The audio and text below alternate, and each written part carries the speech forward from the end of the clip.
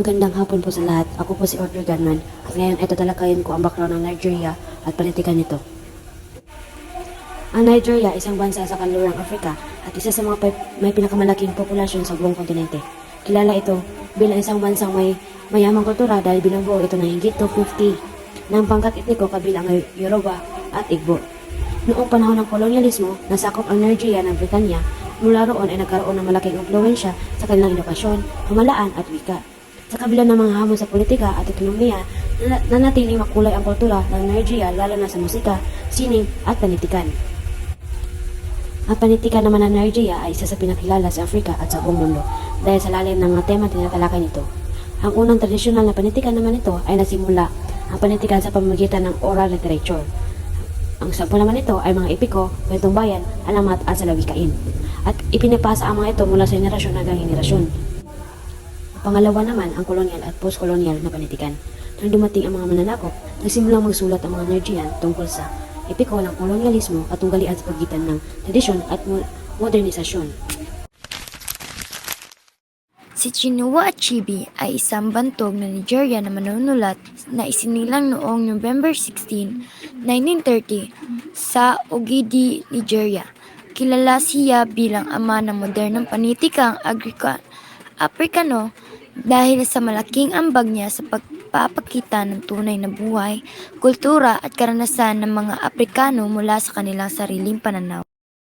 Lumaki si Achebe sa isang komunidad na puno ng tradisyong Igbo, habang sabay na nakalantad sa impluwensya sa kanluran dahil Kristiyano ang kanyang pamilya. Nagtapos siya sa University College of Ibadan, kung saan nagsimula ang kanyang paglikha ng mga maikling kwento at sanay. Noong 1958, inilathala niya ang kanyang pinakatanyag na nobela na The Things Fall Apart, na nagpakita sa epekto ng kolonyalismo at pagbabago ng lipunan sa kultura ng mga Igbo. Ang aklat na ito ay naging isa sa pinakahalaga at binabansagang akdang Aprikano sa buong mundo. Sumulat pa siya ng iba pang nobela tulad ng No Longer at Ease, Arrow of God, A Man of the People, at Antheils of the Savannah.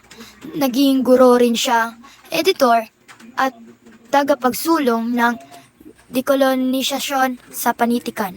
Pumanaw si Chinua Achebe noong Marso 21, 2013, ngunit nanatili siyang isa sa pinaka-impluwensyal na manunulat sa kasaysayan ng panitikang daigdig. Ang talambuhay ni Julieta U. Rivera.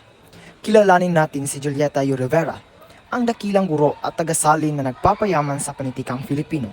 Si Ginang Rivera ay hindi lamang kilala sa larangan ng panulat, kundi maging sa edukasyon. Nagtapos siya ng Bachelor of Secondary Education, major in Filipino. Nagkamit ng Master of Arts in Education, major in Filipino Language Teaching. At tinapos ang Doctor of Philosophy, major in Education Management. Ang kanyang pinakamahalagang kontribusyon ay ang kanyang pagsasalin ng paninindigang panitikan sa wikang Filipino. Sa pamamagitan niya, nagkaroon ng pagkakataong mabasa at mapag-aralan ng mga Pilipino ang mga sikat na akda mula sa iba't ibang bansa. Kabilang sa kanyang mga isinalin ang Paglisan, ang nobelang naglalahad ng kultura ng Nigeria ni Chinua Achebe. Ang bahagi ng konklusyon ng mga kwentong Isang Libot Isang Gabi, isang klasikong akda mula sa Middle East.